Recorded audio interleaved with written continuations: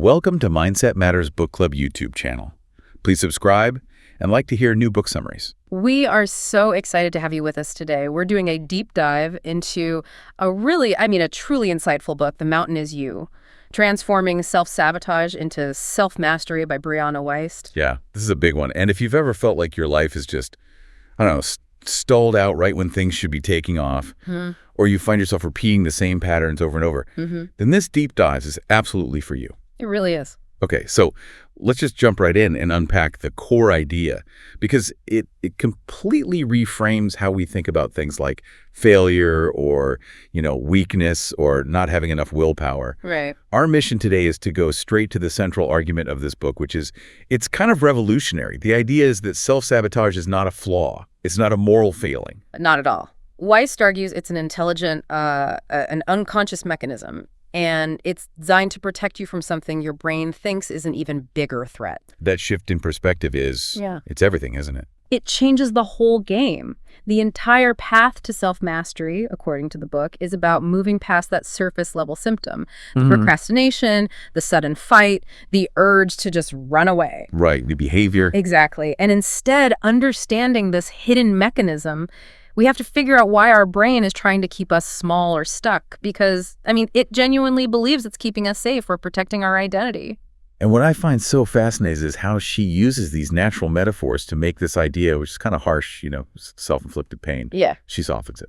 She brings in this concept that life often works in our favor, even in adversity. The breakdown before the breakthrough. Yes, exactly that. Yeah, and if you look at nature, destruction so often comes before rebirth. Yeah. A forest fire, for instance, it looks devastating, right?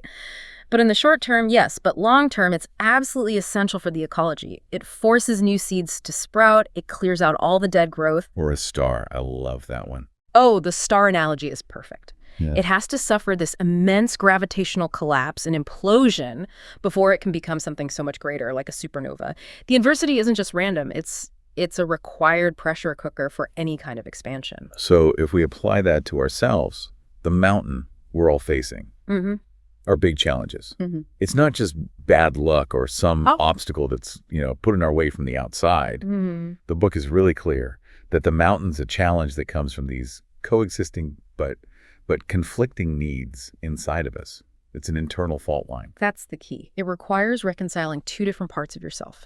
So you have the conscious self, which knows exactly what you want. The successful career, the healthy relationship, the good habits. Seeing vision board stuff? The vision board stuff, exactly. But then there's the unconscious self, and that's built from all your past experiences, your traumas, and that's the part that's holding back. It's creating all the resistance because it's afraid of the outcome or just afraid of the change itself. And if we connect this to the bigger picture of just, like, being human, this internal conflict isn't really a sign that we're broken. No. Wiest makes this point that the fact that we're imperfect isn't a failure. It's actually the necessary condition for growth to even happen. I love that part. She uses this incredible analogy that if everything in the universe existed in perfect uniformity, without any breaks or faults or gaps, gravity wouldn't even work properly. Wow. Planets and stars just wouldn't form.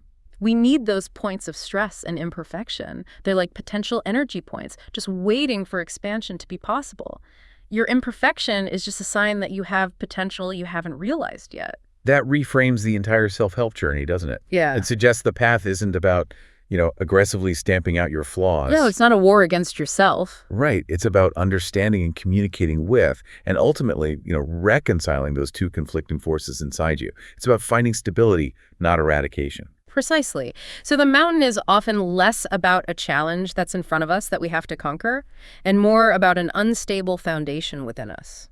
One that's been shifting for years, built from, thousands of tiny traumas and these deeply ingrained coping mechanisms that just don't work anymore. Okay, so let's move into the next phase of this, what the book calls the self-sabotage paradox. If the mountain is inside us, how? How exactly does it work? The book states it so bluntly. The primary block between you and the life you want is yourself. It's a hard pill to swallow. It is. And that ongoing gap, between where you are and where you want to be, that's consistently met with this internal resistance. That's self-sabotage. And if you look at it from the outside, watching someone actively ruin a great relationship or quit right before they get a promotion, it looks almost masochistic. Right. You want to shake them. Yeah. We label it as self-hatred or, a total lack of willpower. But the book argues that that diagnosis is just fundamentally wrong because it ignores the purpose of the action. So what is the purpose then? What's the paradox here? The paradox is that self-sabotage is just the presence of an unconscious need that's being fulfilled by that self-defeating behavior. It's not trying to hurt you. It's trying to meet a need for survival or control or even just familiarity. A survival mechanism. A survival mechanism that might have been absolutely essential when you were, say, 8 years old, but it is long, long past its expiration date in your adult life. That is such a crucial distinction. It means the sabotage isn't the problem itself, it's a symptom. It's pointing to a deeper, unfulfilled need. So to overcome it, the book calls for what it terms a deep psychological excavation. How does a person even begin that? Well, you have to follow the chain of cause and effect backwards. You start with the behavior itself. Let's say it's excessive drinking. And you ask, okay, what need is this meeting for me? Is it numbing anxiety? Is it a misguided attempt at connection? Then you trace that need back to its origin. You pinpoint the original traumatic event. You release those unprocessed emotions that are stored in your body. And then you find healthier, conscious ways to meet those same needs. And finally, you reinvent your self-image so that that destructive behavior just isn't required anymore. And until you do that whole excavation process, you're just stuck in what she calls maladaptive coping. Exactly. The behavior gives you a temporary bit of relief, a quick high, a numb feeling, but it never, ever solves the actual problem. It's a mechanism that just ensures you cope, but you never have to address the true underlying need for intimacy or safety or fulfillment. The book has some really powerful, deeply relatable examples of this. Let's talk about the relationship one. Someone who constantly sabotages their relationships. Pushing partners away, picking fights right when things are getting good. Yes. And if you ask them consciously, of course they say they want love and commitment. But the unconscious need is often rooted in something totally different. Right. And that example really hit me too. The underlying need might be they're terrified of being alone, but what they secretly, deeply want is to find themselves. They want to achieve true self-sufficiency, emotional independence. And they're afraid the relationship, no matter how good it is getting in the way of that period of self-discovery. So they destroy the relationship to get their focus back, to get their independence back, even though the act of destroying it causes so much pain and just reinforces their fear of abandonment. The self-sabotage becomes this violent, distorted way of trying to get to their authentic self. Or what about the professional example? Sabotaging success at work. They might be brilliant in an interview for a huge promotion, and then they'll just intentionally miss the follow-up or submit a proposal that has obvious errors.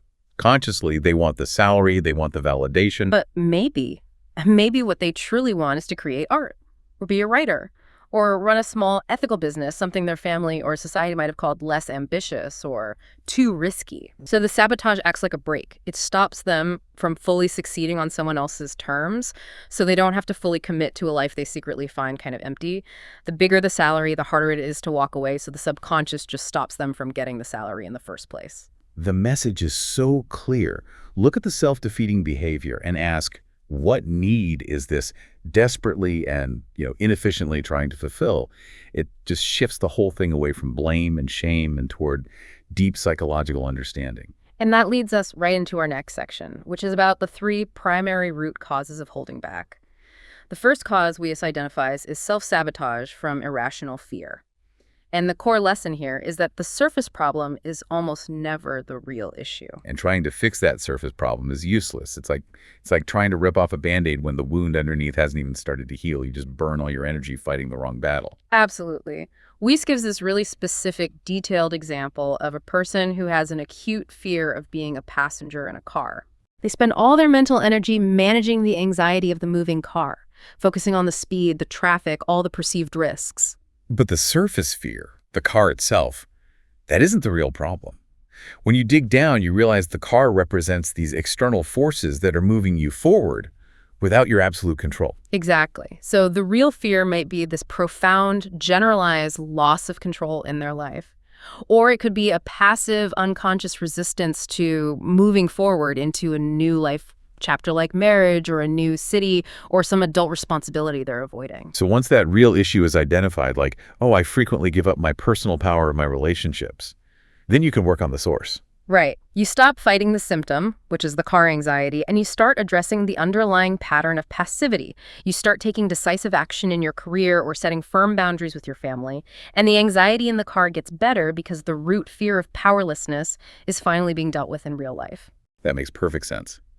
So if irrational fear is the first mountain, what happens when the fear isn't about the future, but it's about contradicting who we think we already are? That brings us to the second root cause. Self-sabotage from unconscious negative associations. This is all about identity. Our inner narrative, our concept of ourselves, it isn't objective truth. It's built from all these external inputs.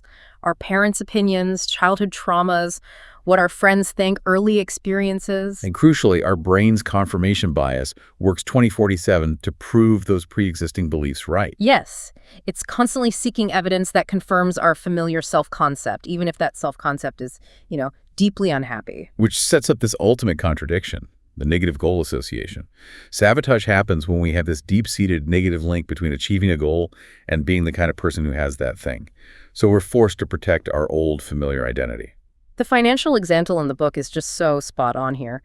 Let's say you grew up hearing either explicitly or just, implicitly that all rich people are terrible or greedy or corrupt. If you start making a lot of money, you will unconsciously resist that financial stability because achieving wealth breaches your deeply held identity as a good person. So your anxiety around money isn't really about your budgeting skills or a fear of losing it. It's a reflection of that limiting belief. You might overspend or get into debt cycles or make crazy investments, not because you're bad with numbers, but because your subconscious is trying to stop you from becoming one of those terrible, corrupt people. And the same thing applies to health. If you associate being healthy and strong with being vulnerable, maybe because a parent who was the picture of health suddenly got sick and died, or you were made fun of for being physically strong, your brain will actively resist true health as a way to protect you. The subconscious decides that being a little unwell or always tired or just a bit weak is actually safer than being fully strong. Because in its old, outdated story, strength comes right before a sudden, devastating fall. So the solution isn't just try harder at the gym or read another budgeting book. It's about challenging these foundational, illogical ideas at the identity level. You have to consciously recognize that success, like money, is morally neutral. It's just a tool. And good, ethical people need to be fearless in acquiring those tools. Otherwise, only the quote-unquote bad people will have all the power. Exactly. And you have to recognize that being healthy actually makes you less vulnerable, not more. You have to update the old story with new evidence. The third major root cause is self-sabotage from the unfamiliar, which is often talked about using the concept of the upper limit. Right. Humans have this natural, hardwired resistance to the unknown, even if the unknown is a good thing. And why? Because the unknown means a loss of control, and loss of control registers as a threat in the oldest parts of our brain. This is where that psychologist Gay Hendricks concept of the upper limit comes in, our tolerance for happiness and success. We all have a set emotional and circumstantial baseline of comfort, how much money or love or ease we think we deserve and are used to. And when our life exceeds that baseline, we find ways to sabotage ourselves to get back down to what feels familiar. We are fundamentally programmed to seek what we've known, not necessarily what makes us happy. If you've spent 20 years struggling with money, suddenly winning the lottery might trigger self-sabotage through crazy spending because the new normal just feels scary and alienating. Any change, even a good one, is inherently uncomfortable until the body and brain adjust. And that adjustment takes time. The book notes that small shifts, these micro shifts compounded over time, are the only way to really adjust that baseline. You have to respect your upper limit or your subconscious will just panic and pull you right back into discomfort. Yeah, you just can't shock yourself into a new successful life and expect it to stick without some major internal turmoil. That transition from wanting something to actually having it is where so many people fall apart. We get so enmeshed in the identity of the struggle, of the hustle, that we have a really hard time adjusting to the experience of actually possessing the thing we wanted. Because when we're chasing it, we can justify our current situation. But when we finally get what we wanted, say that healthy, stable relationship, we suddenly start doubting it. We think it's too good to be true. We start finding flaws precisely because we spent so long building a mental story to explain why we didn't have it before. Right. The discomfort of the new positive reality gets confused with it being wrong or a bad sign. You hear that little voice saying, "This isn't you," or "Something bad is about to happen." And that's the trigger for the sabotage, to get back to the familiar feeling of struggle. Okay, so we've defined the internal conflict and the roots of the problem. Now let's look at how it shows up on the outside, the 6 core symptoms. As we established, these self-sabotaging behaviors are just symptoms. They're designed by the subconscious to feed an unfulfilled need. And you can't solve the problem by just getting rid of the coping mechanism, because that need will just find a new, equally destructive way to get met. First symptom, resistance. Yes. This is that heavy, sticky feeling of tension or anger, or just the inability to start a new project or write that email or commit to a new relationship. And crucially, Wiest points out that we often feel this resistance when things are going right, not when they're going wrong. Why is that? Why does it pop up when we're on the verge of success? Because doing something new that leads to success taps into the part of us that's trying to thrive, not just survive. And survival is familiar. Thriving is unknown territory, and that's dangerous to the subconscious. Resistance is the protective wall going up. It's not just procrastination. It's an emotional block tied to a fear of the future. So how do we resolve it without just, forcing ourselves into burnout? The book says it's not about forcing performance. Resistance is actually a warning sign. It's a need to slow down, ensure safety, or identify the fear. You have to identify the unconscious belief holding you back. Say it out loud. "I'm afraid that if I finish this book, I'll have to face judgment." And then you only step back into the work when you feel genuinely inspired. Inspiration, that real desire to act, is the signal to the brain that the goal is worth the perceived risk. The second symptom is, again, hitting the upper limit, but as a behavior. It shows up as that resistance or anger or guilt. Specifically, when things improve, you get a raise, and suddenly you feel this crushing anxiety about your job security. This can even show up physically: aches, pains, headaches, just a low-grade malaise. The body is literally resisting the new, higher baseline. It's trying to produce the feeling of struggle it associates with normal. The resolution here requires self-compassion first. You have to consciously congratulate yourself for surpassing the old level. Then you resolve the discomfort by slowly acclimating to the new normal using microshifts. We can't stress the microshifts enough. By gradually shifting the comfort zone, instead of trying to go from 0 to hero overnight, you stop the subconscious from panicking and pulling you back down. You have to convince your system that this new level of success is safe, one small step at a time. Next up is uprooting. Ah, yes. The constant search for a fresh start. A new job, new relationship, new town, a new hobby you're obsessed with for 3 months and then drop. This is the person who is only comfortable with the process of sprouting, but never with blossoming. It's such a brilliant distraction tactic, isn't it? It diverts all your attention from the actual underlying problems, like issues with stress or vulnerability or conflict resolution. Exactly. If you just run away every time a relationship hits a rough patch, you never have to learn how to communicate boundaries or process disappointment. The resolution is awareness first. Recognizing that pattern of running when things get real. Then seeking clarity on what you actually want long term. And when that moment comes to flee, you confront the discomfort and you stay. You commit to working through it, recognizing that the discomfort is the feeling of growth, not a signal to run. The fourth symptom is one we see absolutely everywhere: perfectionism. It sets up these wildly unrealistic expectations that just hold us back from even trying. So many people think of perfectionism as a good thing, a sign of high standards. But the book argues it's not about wanting things to be right. It's a deep fear of failing or being vulnerable. If the stakes are impossibly high, you never have to start. And that prevents the judgment that comes with putting yourself out there. And if you never start, you never get to do the repetitive, necessary, often boring work that's required for mastery. Mastery requires doing something poorly at first, then a little better, then consistently. Perfectionism demands instant brilliance, which is a fantasy. The resolution here is to radically focus on progress, not perfection. Just start. Commit to the daily, boring labor. Allow yourself to make mistakes, knowing that errors are just feedback. Accomplishment comes from showing up consistently, not from worrying if your first draft is going to change the world. Moving on to justification and excuses. This is measuring your life by intentions. I wanted to write that novel, Instead of by outcomes, I wrote 500 words today. And excuses replace accomplishment. They give us this momentary satisfaction because we feel like we've explained away our failure. But every excuse is a priority marker. Any reason you give for not doing the work is simply you prioritizing that reason, whether it's comfort or fear or busyness, over your ultimate goal. So to resolve this, you have to stop accepting your own excuses. Quantify your days by what you actually did, not what you intended to do. It's about whether or not you did the thing. And if you didn't, the only acceptable reason is that you consciously chose to do something else that day that was more important. Finally, we have disorganization and being busy. Why is chaos a form of self-sabotage? Leaving your spaces and your life in disarray often serves this unconscious protective purpose. You create chaos to avoid doing the actual focused work that needs to be done once everything is in order. Because deep down, cleanliness and order can bring this really uneasy feeling. The recognition that, okay, now I have to get to work. There's nothing left to blame my inaction on. And being perpetually busy is the social version of that chaos. It communicates importance to the world, and internally, it overwhelms the body, it keeps us in survival mode, and it distracts us from the deeper emotional work we need to do. It's an excuse to say no to big, scary goals. The resolution is to streamline and prioritize ruthlessly. Focus on your top 5 daily tasks. And you have to confront the sense of protection that busyness offers, that feeling of importance or having an excuse to say no.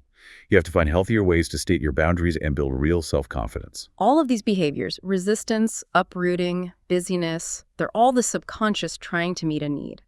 Which brings us to a really crucial part of the book, interpreting triggers as guides. Right.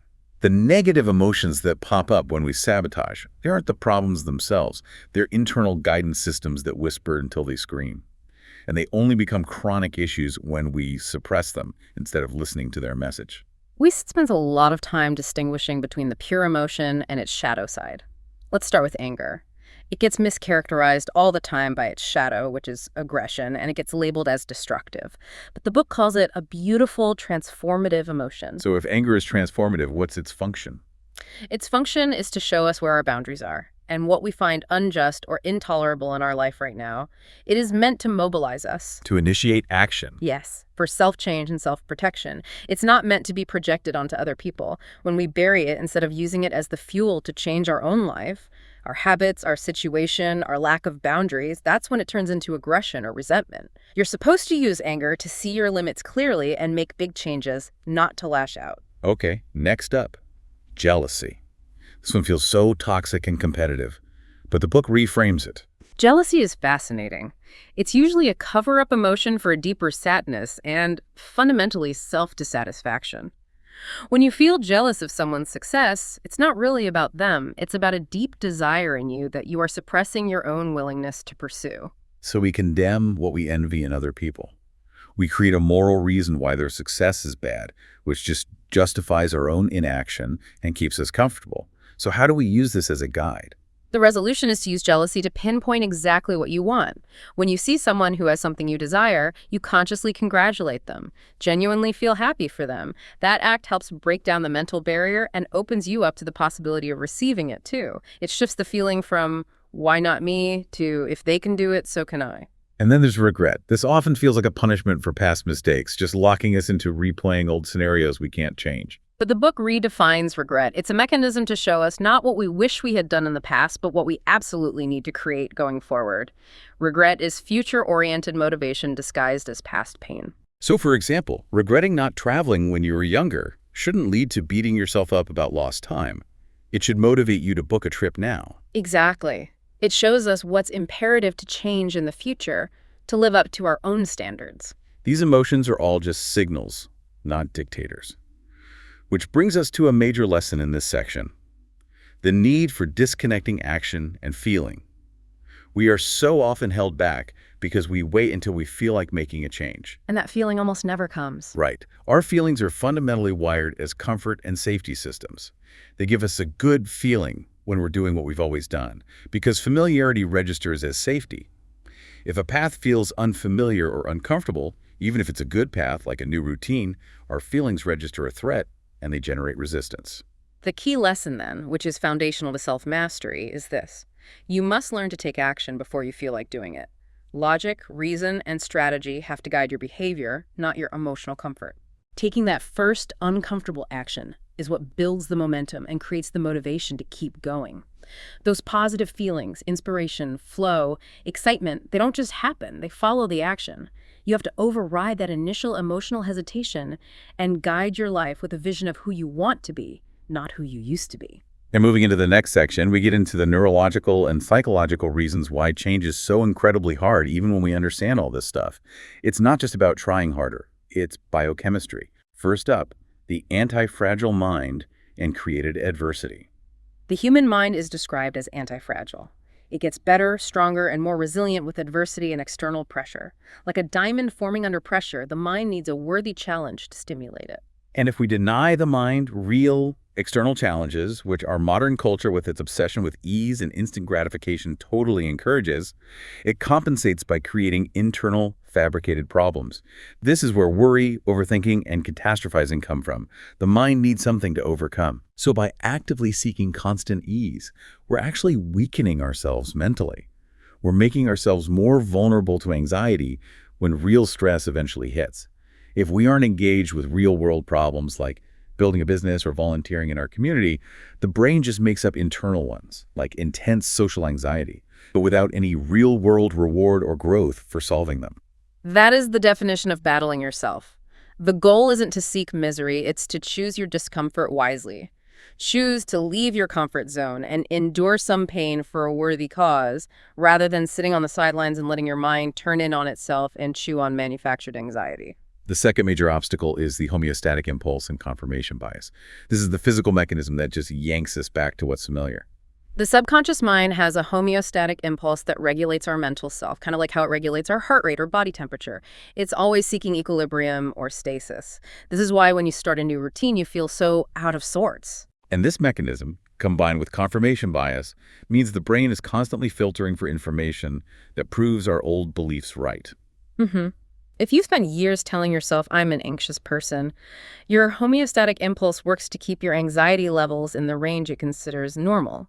Your brain works tirelessly to confirm that identity, filtering out any evidence that you're calm or capable, and sometimes even subtly creating situations that will provoke anxiety just to get you back to your baseline. The implication of that is enormous. Change, even positive change, is inherently uncomfortable until the body and brain adjust to the new normal. And we are governed by how we feel, but our emotions are temporary and not always based in reality, which makes that homeostatic pulse so dangerous for long-term growth. Which leads right into the third obstacle, and this one is maybe the most counterintuitive: adjustment shock. New positive changes. A dream job, a stable relationship, a big financial gain can trigger intense stress, anxiety, or even depressive episodes. Why does good news feel so bad? It happens for a few reasons. First, there's just the neurochemical stress of any change, good or bad. Second, we often have this unrealistic expectation that the good thing will get rid of all stress, and when it doesn't, that gap is really jarring. But the deepest reason is about identity shift. Right, exactly. Adjustment shock forces this rapid transition from a survivalist mindset, which is very focused, motivated by fear, to a thriving mindset. If you're used to fighting just for basic survival or validation, your mind suddenly has to turn to these bigger, scarier existential questions once survival is guaranteed. What's my purpose now? Am I living meaningfully? What if I lose all this? And this shock can show up as hypervigilance. Totally. You get a big financial gain, and you might become paranoid about losing the money. You get into a new, happy relationship, you might become paranoid about infidelity. The brain is desperately trying to regain control by anticipating the failure. It's actively resisting the success because it conflicts with old beliefs like rich people are corrupt or happiness never lasts. We resist most deeply the things we want the most because the potential for loss is now so much greater. The brain is trying to shield you from future pain by desensitizing you to the good feelings now. It's preparing you for the crash by making you doubt the ascent. Finally, let's talk about logical lapses and underthinking. The book makes this fascinating argument that chronic anxiety isn't the result of overthinking, like we always hear. It's the result of inefficient critical thinking skills. We're actually underthinking the problem. That is absolutely right. Anxiety causes a logical lapse. You jump instantly from a neutral event like, my boss didn't reply to my email, to an unlikely worst-case scenario, I'm going to be fired and I'll be homeless. And the body responds to that imagined idea as an immediate physical threat. It engages fight or flight. And we obsess over the terrifying thought because our body is trying to keep us in defense mode against an enemy that we just made up. And highly intelligent people can be especially prone to this because they're good at constructing these complex but ultimately flawed arguments. They create what the book calls faulty inferences, false conclusions drawn from valid evidence. Two common ones are hasty generalizations. Right. One person criticized my project, therefore all my work is worthless, and the other is a false dichotomy. Either I get this job or my entire life is ruined. It just eliminates all the gray areas and all the other possible outcomes. The resolution here is so critical. Mental strength isn't just hoping nothing bad ever happens. It's a firm belief that you have the capacity to handle things if they go wrong. It's not about being fearless, it's about having confidence in your own ability to adapt. Correcting those faulty inferences takes awareness and consistent conscious effort to reorient your brain's search patterns. When anxiety hits, you have to pause, identify the inference, and then intentionally generate 5 new logical outcomes or options. You have to force your brain out of that binary worst-case scenario rut. It takes practice, but it's how you rewire your neural pathways. This brings us to the final part of our deep dive, the path to self-mastery. If we understand the roots, the symptoms, and the neurological hurdles, how do we finally climb the mountain and stay on the path? It starts with the power of microshifts. Breakthroughs are never sudden. They're tipping points that you reach after monotonous, persistent daily work. The book insists that microshifts, these small, repeated actions, are the only thing that truly restructure habits and cause permanent change, not radical, one-time actions or massive life overhauls. The analogy of compounding growth is perfect for this. The penny doubled daily for a month becomes over $10 million. It just illustrates that exponential power of compounding effort in your own life. The insight is so clear. Don't wait until you feel like changing, because that feeling will be delayed by your homeostatic impulse. Start small. Commit to 15 minutes of exercise, or 1 page of reading, or 1 kind act a day. Let the energy and momentum build naturally, instead of trying to shock yourself into a new life, which just triggers that panic and reversion we talked about. The second strategy is releasing the past and healing trauma. It's so easy to feel trapped by old stories. Wiest says you can't just force yourself to let go. So what's the alternative? The true path is to actively build a new life that's so immersive and engaging and fulfilling that you slowly forget the past, because the present demands all of your attention. You don't destroy the memory, you just starve it of its relevance by building a better future. This also recognizes that trauma is physical. It's stored in the body as a sustained state of fight or flight, a disconnect from the feeling of safety. So healing isn't just about analyzing the event in therapy, it's about restoring that feeling of safety in the exact area that traumatized you. Yes. For instance, if you were traumatized by a chaotic relationship, you heal by building new, safe, predictable, and honest relationships. You don't overcompensate by retreating into isolation or hoarding money. If you were traumatized by financial instability, you restore safety not just by earning more, but by being responsible with money, building an emergency fund. The healing has to happen on the same field where the damage occurred.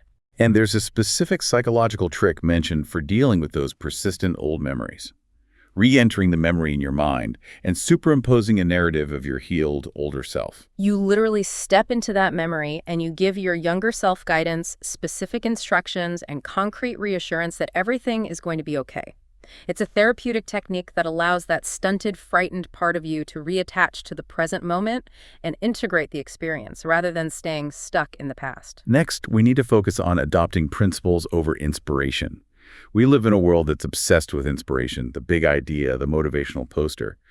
But the book suggests inspiration is fickle and leads to big dreams with no sustainable strategy. Principles are the foundation of effective action. They're objective, fundamental truths, like natural laws, like gravity or cause and effect. Wiest contrasts them with values, which are subjective. We control our actions, but principles control the consequences of those actions, regardless of how we feel. So how does a listener apply this idea of principles to self-mastery? It means structuring your life around objective reality. For example, if you commit to the principle of eating nutrient-dense food, which is the objective action, you will reap the benefit of improved health, the inevitable consequence. If you commit to the principle of living beneath your means, you will inevitably clear your debt. Principles shift you from short-term emotional choices to long-term thriving. They aren't always fun or inspiring, but they are relentlessly effective. The fourth strategy is developing emotional intelligence, or EI. The book states flatly that self-sabotage is ultimately a product of low EI, the inability to understand, interpret, and respond to emotions in a healthy way. And a key part of EI is differentiating between suppressing emotions versus controlling them. Suppression is unconscious. You don't know how you feel, and your behavior feels reactive and out of control. Control is conscious. You are keenly aware of the feeling, but you choose your response or behavior. You're controlling your behavior, not the feeling itself. You can't stop feeling angry, but you can choose not to send that nasty email. The core EI practice, then, is to radically accept your emotions. Stop resisting sadness, anger, and grief. Allow yourself to feel them fully, recognizing they're temporary physical experiences that need to be processed and released. The greatest act of self-love is to no longer accept the life you are unhappy with and to just state the problem plainly without blaming anyone else. And that ties back to validation. Just validating your feelings, letting yourself have them without judgment is the first step. When you stop resisting unhappiness, you actually become happier because you're not fighting yourself anymore. Finally, we need to talk about finding true purpose. It's so easy to get lost in the idea that purpose is one perfect job title. But for Wiest, purpose is dynamic. It's the point where your skills, your interests, and the market all intersect, and it evolves as you grow. To find it, the book encourages asking these key questions that cut through all the social noise. Ask yourself, what and who is worth suffering for? Because every great achievement requires some suffering. What would your ideal daily routine actually look like if you forget the fancy title or the salary? If social media and external validation just didn't exist, what would you spend your time doing? These questions help you find your genuine internal desire, not what you think you should want. Ultimately, the book defines your ultimate purpose as becoming the ideal version of yourself, the person who can handle any storm and solve any problem. Adversity forces that action. Comfort and complacency are just not viable options for real, lasting change. Hardship often forces people into action and kindles that flame of purpose because you're forced to use the exact traits, resilience, patience, creativity that you need to get over the mountains in front of you. You discover your inner resources because you had no other choice. We have covered the roots, the symptoms, the neurological obstacles, and the strategies for climbing this internal mountain. Let's conclude with a reflection on what self-mastery really looks like once that conflict is reconciled. Mastery is the natural result of taking radical and complete responsibility for your life. It's the realization that you created the waves through your choices, your stories, your unprocessed past.